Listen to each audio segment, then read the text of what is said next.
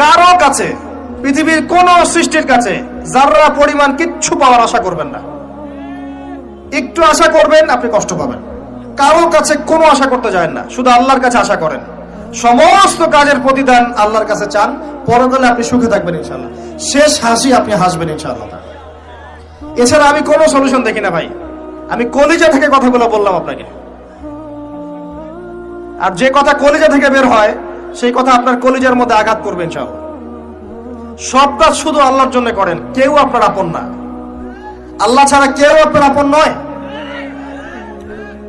আপনি ভুল করবেন যদি আপনি অন্য কাউকে আপন মনে করেন। আপনার পলিটিক্যাল লিডার, আপনার প্রশাসনের স্যার, আপনার পরিবারের স্ত্রী, আপনার সন্তান, হাবি জাবি যা যা আছে, যদি মনে করেন আমার আপনজন, আপনি ভুল করবেন।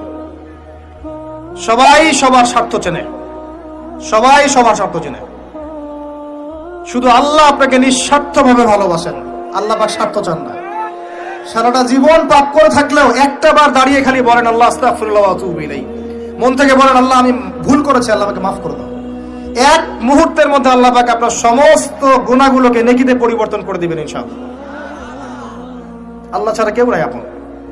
আল্লাহর জন্য খালেস করে ফেলেন নিজেকে, তার দ্বীনের জন্য চেষ্টা করেন। তার দ্বীন আজকে অবহেলিত, তার দ্বীন আজকে অপদস্থ। সারা বিশ্বের বুকে আজকে মুসলিমরা নির্যাতিত, নিপীড়িত।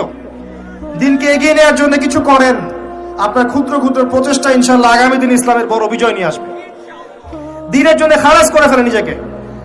আপনার সময় আছে এখন, জ্ঞান অর্জন করেন, জ্ঞান অর্জন করেন, পড়াশোনা করেন, আলেম ওলামার কাছে গিয়ে ক্লাসিক্যাল বইগুলো পড়েন, প্রজেক্ট রেডি করেন, দাওয়াতি কাজ করেন, বই লিখেন, বক্তব্য দেন, দ্বীনের জন্য করেন।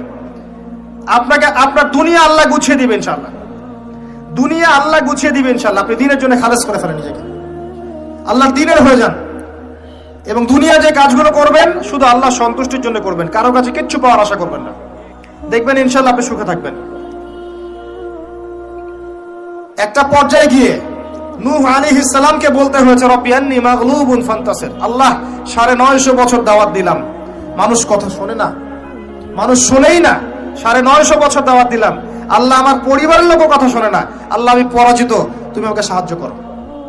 একটা পর্যায়ে গিয়ে লূত আলাইহিস সালামকেও তার স্ত্রী সন্তান ছেড়ে চলে যেতে হলো।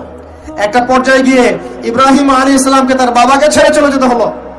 একটা পর্যায়ে গিয়ে আসহাবুল কাহফকে সমাজ থেকে চলে যেতে হলো দূরে। একটা পর্যায়ে গিয়ে মুহাম্মদ সাল্লাল্লাহু আলাইহি ওয়াসাল্লামকে হিজরত করে চলে যেতে হলো, সাথে কেউ ছিল না। আল্লাহর জন্য ভালোবাসা, আল্লাহর জন্যই বিচ্ছেদ। ইতিহাস তাদেরকে ভুলে যায় নাই। তো একটা পর্যায়ে গিয়ে মানুষ যখন আর পারে না,